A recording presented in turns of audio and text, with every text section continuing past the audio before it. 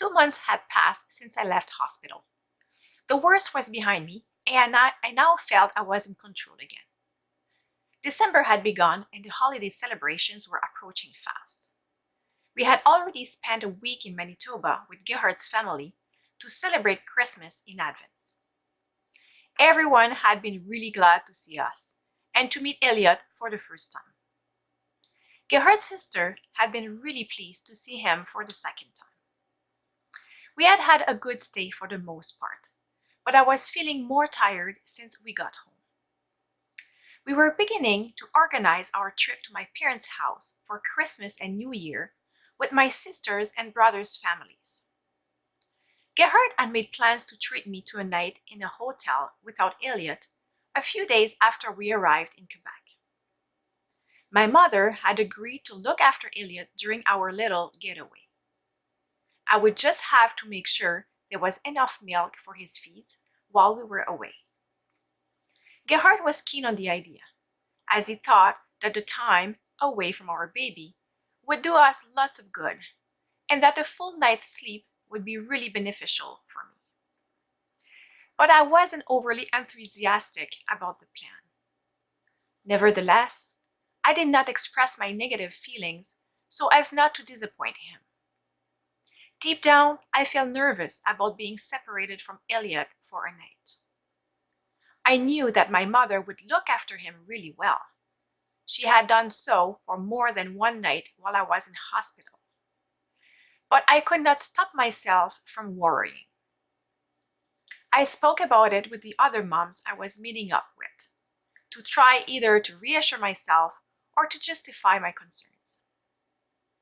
Despite the advice or encouragement I was getting, I still felt really anxious. Nevertheless, I didn't ask Gerhard to cancel his plans. We arrived in Quebec a week before Christmas.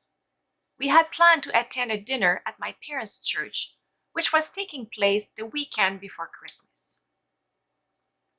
My mother was singing in the choir, which was performing before the dinner, and I was pleased to be able to attend.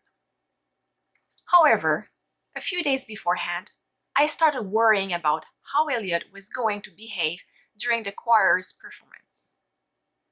Since I was conscious of how loud he could be, I was really concerned that he might start crying and disturb the audience and members of the choir. I was haunted by this possibility, and I could not keep my thoughts under control. When the day of the dinner came, and I was sitting in the church with Elliot by my side, I tried to stay as calm as possible and hoped that he would sleep for the whole performance. But this was not what happened. He woke up and started crying really loudly. I got up right away and tried to calm him down by walking around at the back of the room, but without success. I was overwhelmed by stress. I decided to go into the reception hall, which was attached to the church. To reach it, I had to pass right by the stage where the choir group was performing. I felt absolutely ashamed and was convinced that Elliot's crying had ruined the piece they were singing. Once in the piece of the reception hall, I fed Elliot and he calmed down. My anxiety also subsided, but I didn't go back into the church once Elliot had finished his feed. I was too afraid that he would start crying again. I was disappointed to have missed a large part of the choir's performance, but I consoled myself with the thought that the dinner would be pleasant.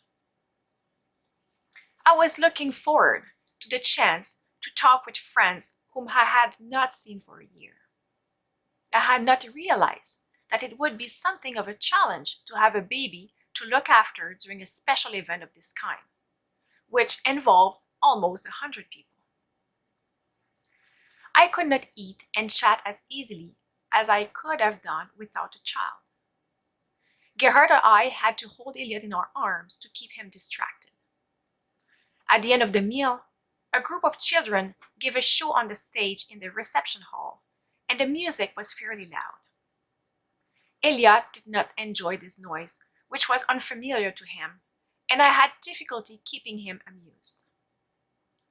When his bedtime came, it was impossible to get him off to sleep in that kind of environment. Gerhard and I decided, therefore, to leave before the end and go back to my parents' house. I was disappointed and frustrated.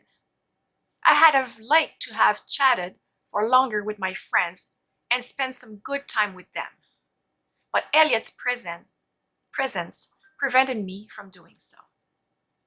Deep down, I resented him. I would have liked not to have been a mom any longer, just for one evening, to have some freedom again. I felt a little bitter as I spent the rest of the evening in bed. The day of my trip away with Gerhard arrived. I had expressed enough milk for Elliot's feeds while I was away. We left my parents' house after dinner to go to the cinema. During the film, my thoughts turned often to Elliot, but I tried not to let myself get too distracted and to make the most of my time with Gerhard. And yet, I did not really manage to fully enjoy this precious time together. Even our intimate moments that night seemed a little gloomy, and I felt guilty for not being able to enjoy them to the full. I hoped at least to get a good night's sleep and to have a lie-in. And yet, I had to get up in the small hours of the morning to express some milk from my swollen breasts. I had anticipated this and had brought my manual pump in a bottle. Once I was back in bed, I fell asleep thinking of Elliot and hoping that everything was fine with him and my mother. When morning came, I did not manage to sleep for much longer than usual. I would have liked to have taken more advantage of this morning, which was free of responsibility, but I was impatient to get back to my parents' house to see Elliot again. So we left the hotel right after breakfast. When we got back, my mother told us that she had not had any problems with Elliot. He had fed from his bottle fine, and the night had passed without any difficulties. I was reassured, and then I regretted it that I had not been able to get full enjoyment out of my special trip away with my husband. The anxiety which I had felt in the first days after my arrival at my parents' house then gave way to an unfamiliar lethargy and general feeling of boredom. Unlike previous years, the family reunion with my brother and sister and the holiday celebrations did not make me as excited and happy as I had hoped. I could not get any enjoyment out of the meals, the conversations, and the family activities. I did not understand why, and I tried to find a way of enjoying myself, but my mind could focus only on Elliot and the monotony of my responsibilities as a mother. I felt weary looking after him, and I let the other members of my family take care of him whenever possible. Even breastfeeding was becoming a chore for me. I was not even moved anymore by Elliot's wonderful smile at the end of his feeds. I felt dejected and thought that this was my new reality as a mom. My mother noticed how I was and tried more than once to make me see the bright side of things, but I could not. This only made me feel guilty.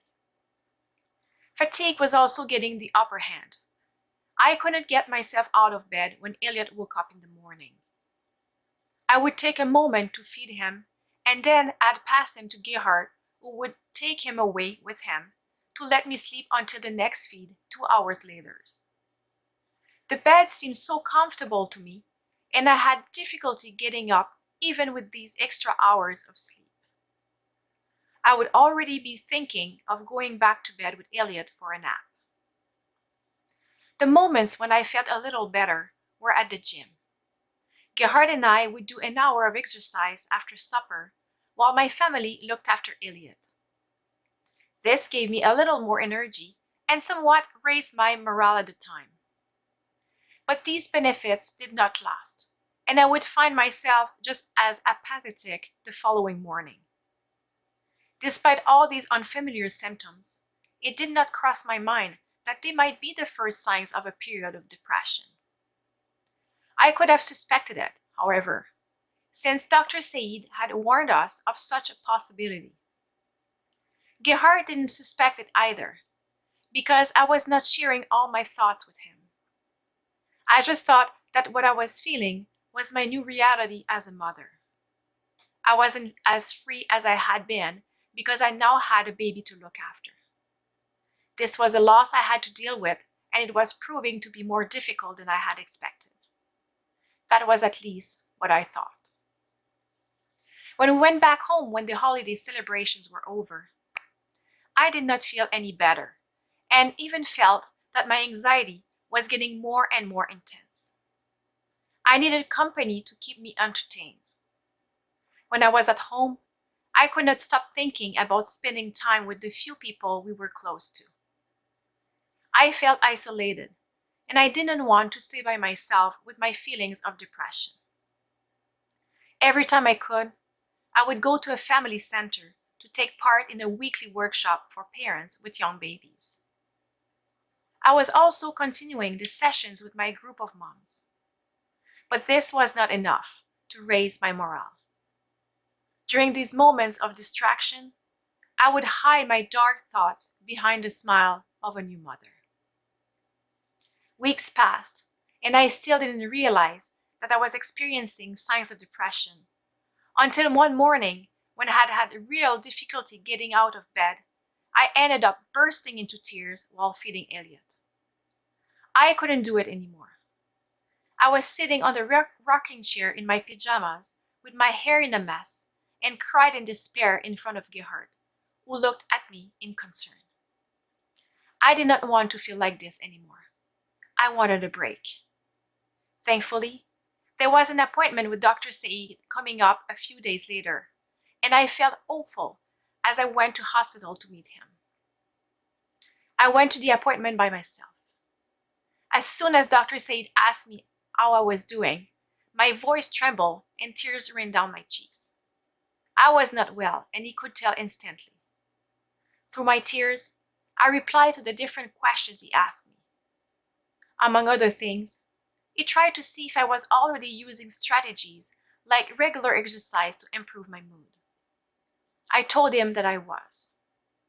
One of the many things I have learned from Dr. Said, and which I continue to appreciate about him, is his desire always to suggest natural strategies to me, such as regular exercise, a good sleep cycle, and reducing stress to maintain my mental stability with the medication I already take. If all that is not enough, then the medication is adjusted. After listening carefully to my replies, he told me that I was presenting symptoms of depression. It was not severe, but it did need to be treated with medication. He prescribed me citalopram, an antidepressant. He explained to me that the dose he was prescribing was a weak one, because people with a bipolar disorder are more likely to experience an episode of mania as a reaction to antidepressants. He was going to continue monitoring my condition and adjusting the dose as necessary. I was really relieved to finally be able to understand the cause of my distress, and I placed great hope in this new medicine, which promised better days ahead.